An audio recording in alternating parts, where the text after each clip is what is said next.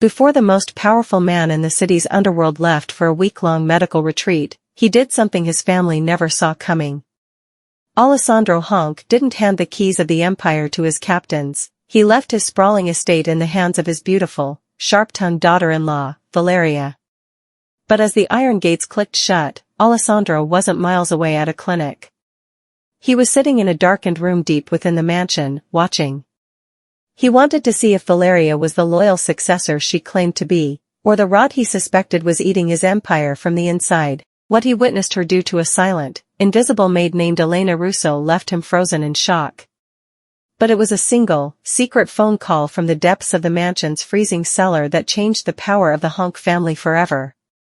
If you believe that those in the shadows see more than those in the light, smash that like button. Subscribe and hit the bell, because this story of buried secrets and a maid's deadly memory will leave you speechless. The atmosphere in the room was thick with unspoken tension. Alessandro turned slowly, his surgical precision evident in every movement as he adjusted his cufflinks. "The house is yours for the week, Valeria," he said, his voice a soft, predatory whisper. "Remember, the help are the eyes of this house. Treat them as you would treat me." Valeria's smile was striking, but it never reached her cold eyes. "Of course, father. I'll keep everything in perfect order." But the moment Alessandro's motorcade cleared the estate gates, the mask shattered. Valeria didn't go to the study to manage the family's books. She headed straight for the kitchen with a look of theatrical cruelty. Elena Russo was working in silence, her dark hair pulled into a low bun, her eyes focused on her task. She was a shadow, the daughter of an accountant the family had erased years ago. To Valeria, she was less than a shadow, she was a target. "You," Valeria spat, throwing a designer glove onto the floor. "I saw you near the library safe this morning. You think because the old man is gone, you can crawl out of the woodwork?" Elena didn't flinch. She didn't plead. She simply watched with those observant eyes that knew the Honk family's financial skeletons better than anyone alive. "I was cleaning, Signora," Elena replied, her voice calm and restrained. Valeria's cold smile returned. "You were snooping. And since you love secrets so much, I'm going to put you somewhere where the walls don't talk."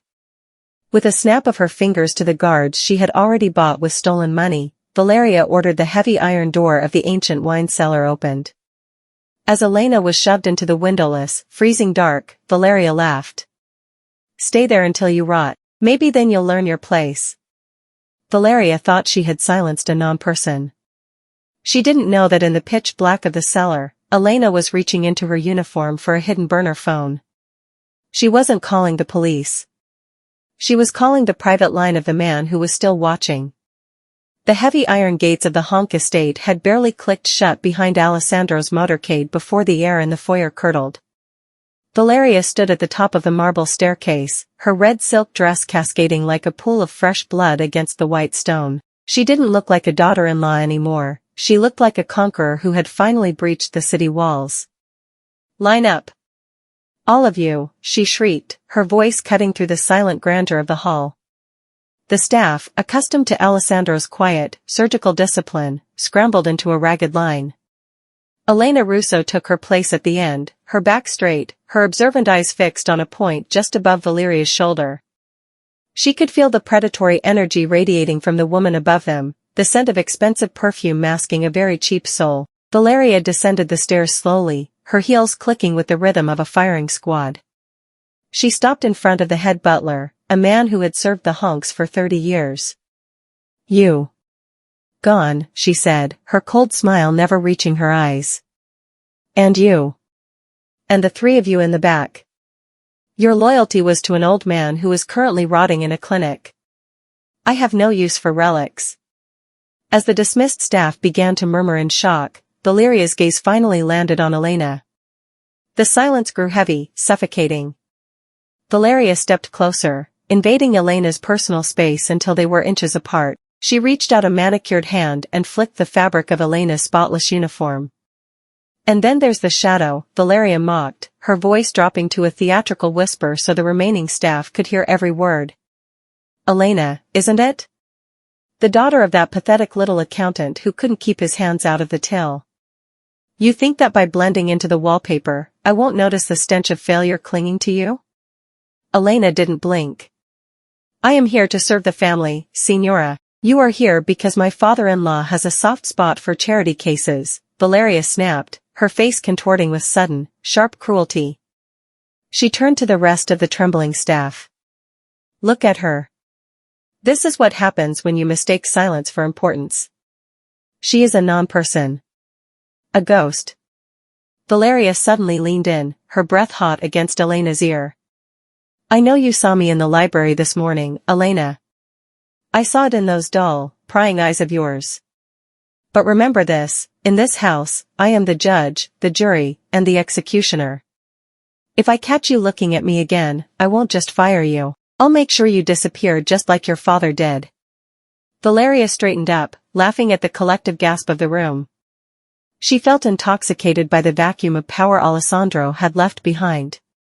She had no idea that in the darkened room upstairs, the old man was watching the monitor, his pale eyes narrowing as he witnessed the first cracks in his empire's foundation. Elena remained a statue of restraint, but beneath the surface, the memory of her father's ledger burned like a slow-acting poison, waiting for the right moment to strike. The following morning, the mansion felt like a tomb being looted. Valeria moved through the halls with a restless, jagged energy, her black silk robe trailing behind her like a shadow. She spent the hour systematically raiding Alessandro's liquor cabinet and making hushed, urgent phone calls to her contacts in the rival syndicates. She was so intoxicated by her own perceived brilliance that she failed to notice the silence of the house, a silence that Elena Russo used as a cloak. Elena moved through the library with the practiced ghostliness of a woman who had spent years learning which floorboards groaned and which stayed silent. In her pocket, the weight of the burner phone was a constant, grounding heat. She knew Alessandro was watching, she could almost feel those pale, unblinking eyes through the hidden lenses behind the oil paintings. She didn't just need to find the proof, she needed to make sure Valeria exposed herself completely. She knelt by the heavy mahogany desk, her fingers tracing the seam of a floorboard near the built-in floor safe. She wasn't looking for the safe itself, that was a loud, obvious decoy for people with small minds like Valeria. Elena was looking for the legacy her father had died to protect. Her fingers found the latch, and the board clicked upward, revealing a dusty, leather-bound ledger. The click, however, wasn't as silent as she hoped. Or perhaps, it was exactly as loud as she intended. I knew it, a voice hissed from the doorway. Valeria stood there, a glass of amber liquid in one hand, her face contorted into a mask of triumphant malice. She crossed the room in 3 predatory strides, her heels thudding against the Persian rug. She didn't see the ledger, she saw only Elena's proximity to the safe. You little thief, Valeria breathed, the scent of expensive scotch hitting Elena's face. I told you that you were a prying rat, and here you are, caught with your hands in the master's pockets. Elena didn't pull away. She stayed on her knees, her hands shielding the floorboard. I was only dusting the baseboards, Signora. The wood is old, it shifted. Liar. Valeria shrieked, her entitlement flaring into a theatrical rage. She grabbed Elena by the shoulder, her nails digging through the thin fabric of the uniform. You thought you could rob us while he was away? You thought you were smart enough to play a honk? Valeria shoved Elena aside, causing her to fall against the desk.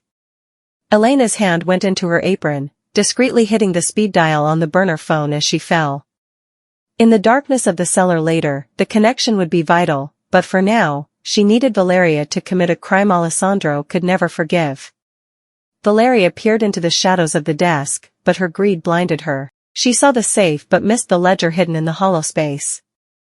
You've seen too much, and you've tried to take too much, Valeria whispered, her voice trembling with the thrill of total power. The shadow needs to be buried where even the ghosts can't find her. She grabbed Elena's arm, twisting it with a cruelty that was entirely unnecessary. Since you like secrets so much, let's see how you handle the oldest ones we have. Elena allowed herself to be dragged toward the hallway, her face a mask of practiced restraint. She had the ledger, she had the connection, and now, she had the predator exactly where she wanted her. The descent into the bowels of the estate felt like a journey into a forgotten era. Valeria's grip on Elena's arm was white-knuckled and frantic, her heels clicking sharply against the stone stairs that grew slicker and colder with every step. The air here didn't circulate, it was heavy with the scent of wet earth, iron, and the stagnant breath of a century. As they reached the base of the stairs, the darkness seemed to swallow the light from the hallway above, leaving only the jagged silhouette of the iron door. "Since you're so fond of digging for things that don't belong to you, you can spend some time with the rest of the family's trash," Valeria hissed. Her voice, usually so melodic and rehearsed, was now a jagged blade of unchecked arrogance. She shoved Elena forward. The maid stumbled into the gloom, her shoes splashing into a shallow pool of condensation. With a grunt of effort, Valeria swung the massive iron door shut. The sound was deafening, a tectonic groan of metal on stone followed by the final, echoing thud of the exterior bolt sliding into place. Then, there was the silence. It wasn't the peaceful silence of a library or the restful quiet of a bedroom. It was a heavy, suffocating weight that pressed against the eardrums. Elena stood perfectly still, letting her eyes adjust to the absolute void. The cellar was a cavern of ribs and shadows, lined with floor-to-ceiling wine racks that held bottles covered in decades of gray dust, vintage secrets that Alessandro's father and grandfather had tucked away. The walls were made of rough-hewn granite, weeping moisture that turned the floor into a treacherous mirror of black glass. The temperature was a physical assault, a biting damp that immediately began to leach the warmth from Elena's skin. There were no windows, no cracks of light, and no hope for anyone who didn't know the geography of this tomb.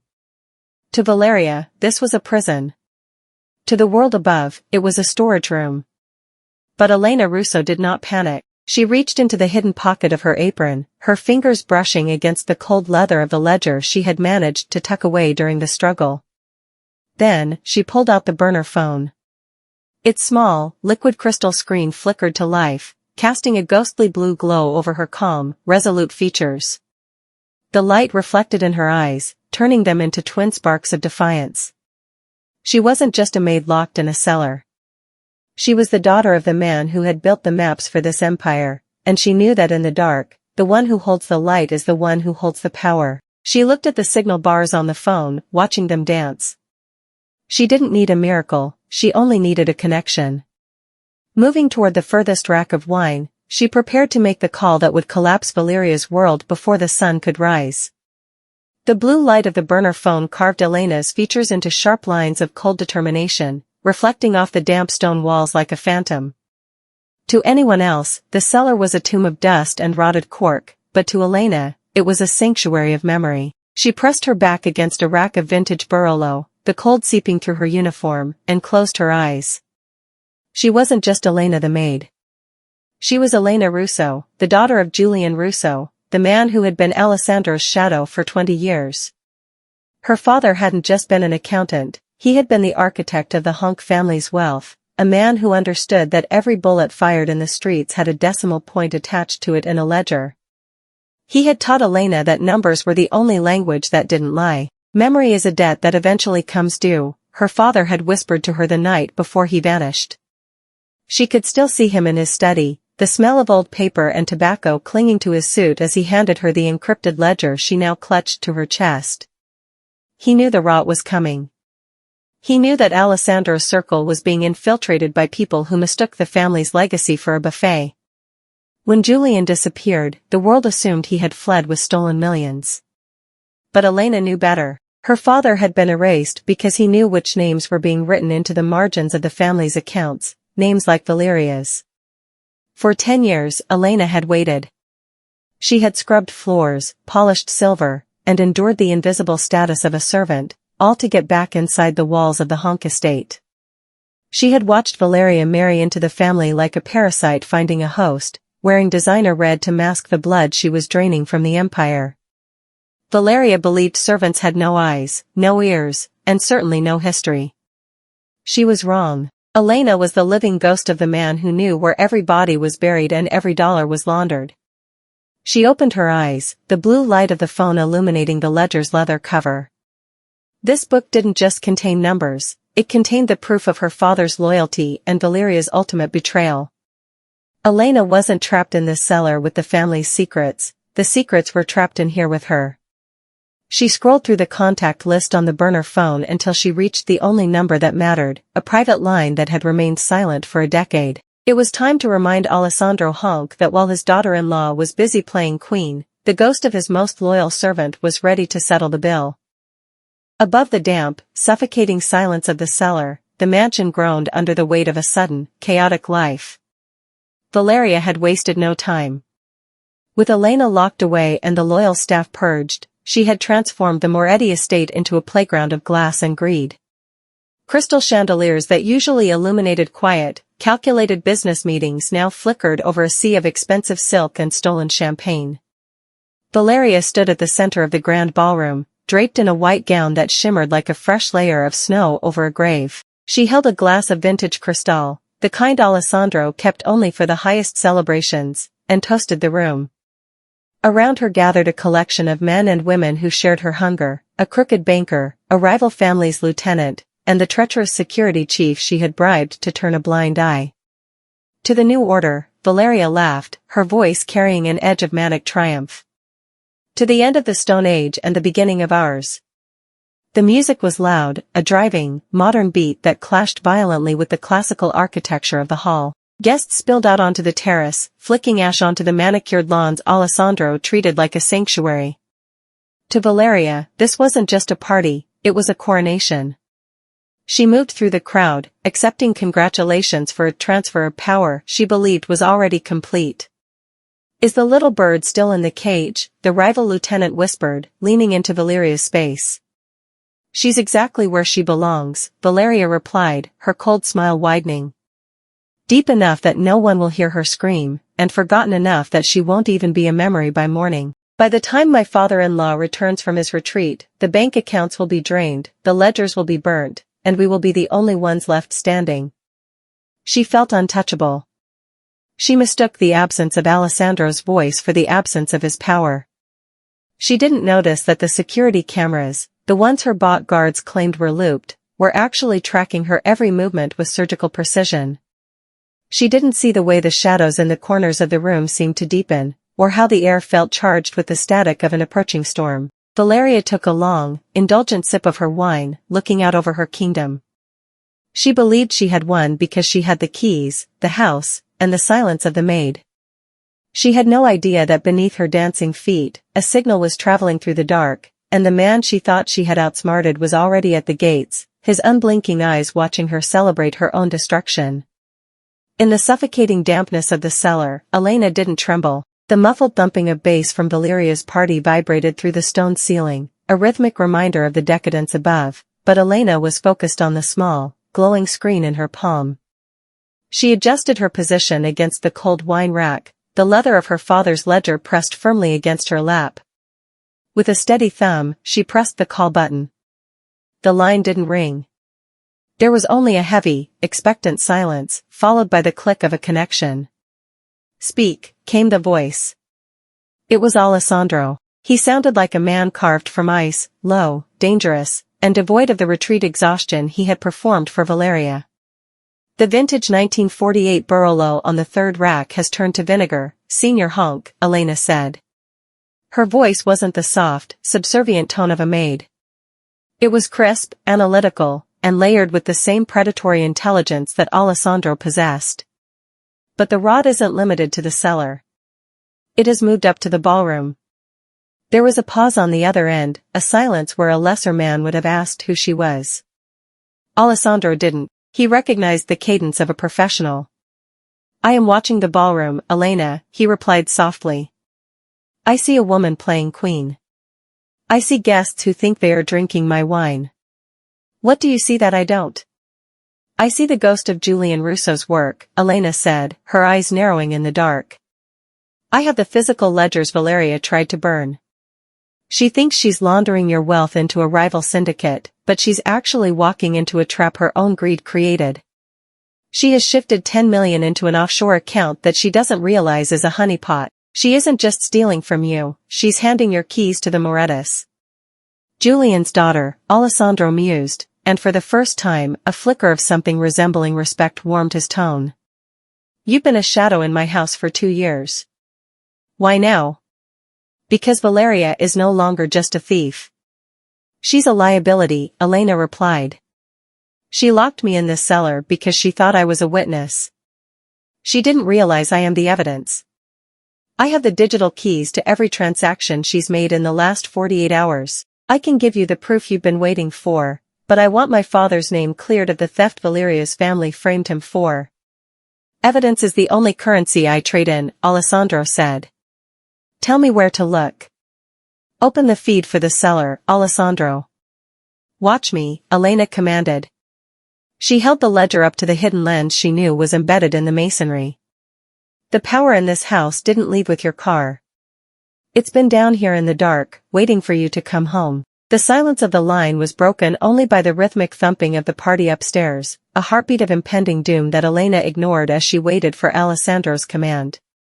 The ledger is the history, Elena, but I need the present. Alessandro's voice crackled through the burner phone, sounding closer than a man miles away should.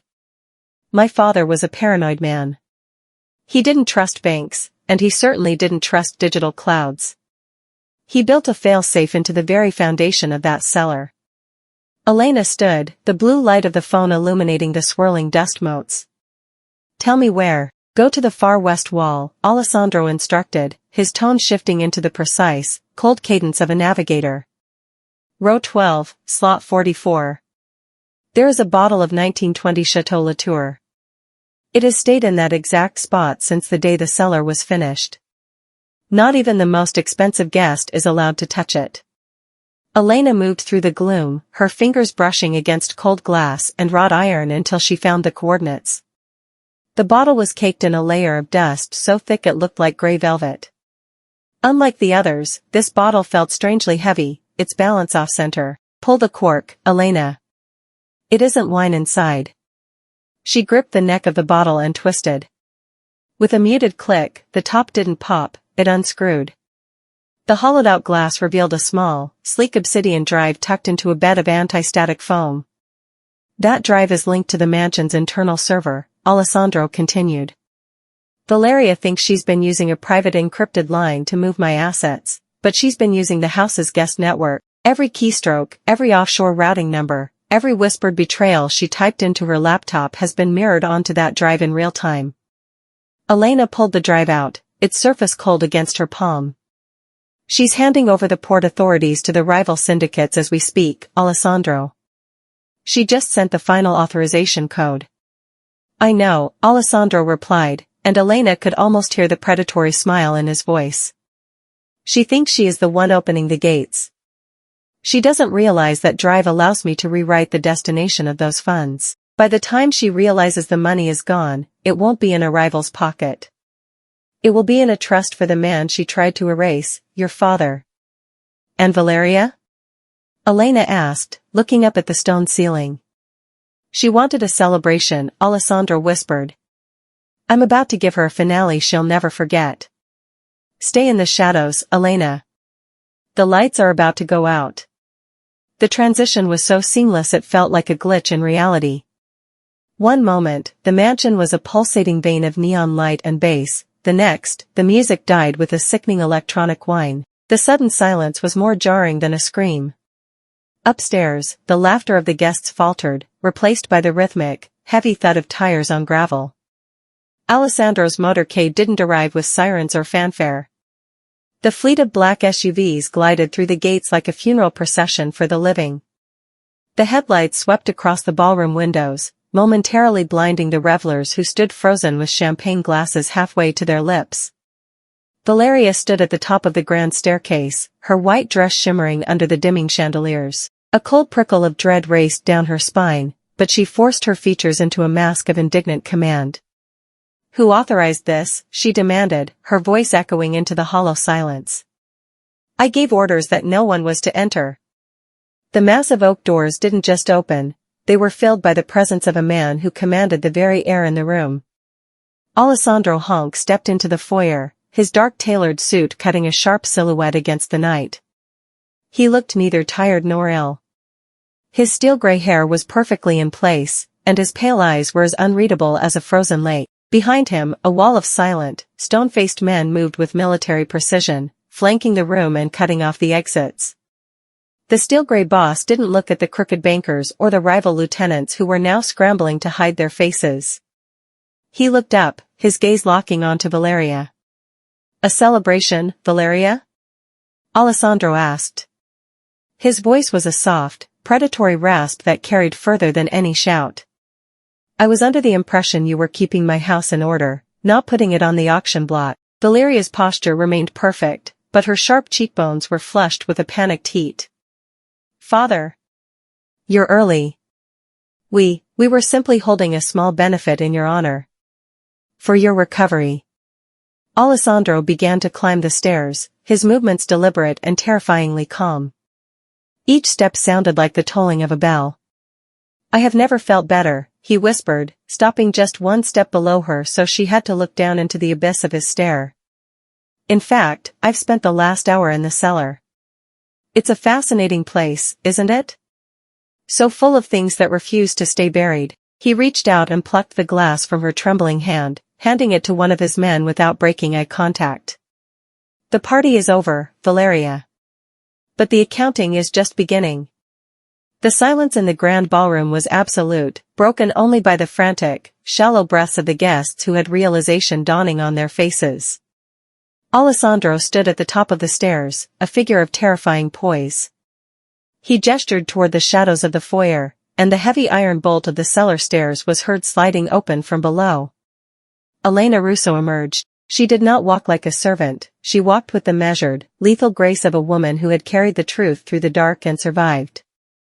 In her hand, she held the leather-bound ledger and the obsidian drive, the past and the present of the Honk Empire. Valeria recoiled as if Elena were a ghost. You were supposed to be rotting," she hissed, her voice cracking. "I've spent my life in the shadows you were too arrogant to see, Valeria," Elena said, her voice steady and resonant. She handed the ledger to Alessandro. "Your father-in-law was never gone. He was merely waiting for you to prove that you were exactly what I already knew you to be." Alessandro didn't raise his voice. He simply looked at his security detail and gave a curt nod toward Valeria. "My daughter-in-law has a fondness for the cellar. She finds it a fitting place for those she deems invisible. Let her see how it feels to be forgotten." Valeria's screams for mercy were cut short as she was dragged down the marble stairs, her white designer dress snagging on the stone she had so recently claimed as her own. The heavy thud of the iron cellar door echoing through the mansion served as the final period to her reign. Alessandro turned back to the remaining guests, the bankers and the conspirators who were now trembling in their expensive suits. He placed a hand on Elena's shoulder, a gesture of public alignment that sent a shockwave through the room. "For 10 years, you believed Julian Russo was a thief. You were wrong. He was the guardian of this family's soul," Alessandro announced, his pale eyes sweeping the crowd. "And his daughter has proven that memory is more powerful than greed. From this night forward, Elena Russo is not staff. She is the memory of the Honk family. Every cent, every contract, and every secret passes through her. If you wish to speak to the head of this family, you speak to her first." The power had shifted forever. As the new order was established, Elena looked out at the opulent hall, no longer a shadow but the architect of the light. The cellar was closed, the rot was excised, and for the first time in a decade, the ledger was balanced. If you made it this far, you've witnessed how power in the shadows operates, not with loud declarations, but with patience, precision, and the weight of memory. The Honk family story reminds us that those we dismiss as invisible are often the ones who see everything. Elena Russo wasn't just a maid scrubbing floors, she was a living ledger, waiting for the right moment to balance the books. Have you ever been underestimated? Have you ever watched someone celebrate their victory too early, not knowing you held the trump card all along? Drop your story in the comments. I read every one, and the best tales of patience and calculated justice deserve to be heard. If this story of buried secrets and deadly memory resonated with you, share it with someone who understands that true power doesn't announce itself, it simply is. Remember, never mistake silence for weakness, invisibility for blindness, or patience for surrender. The shadows have eyes, and the walls have memory. Until next time, trust your instincts, keep your ledgers close, and never underestimate the Maid. She might just be the most dangerous person in the room.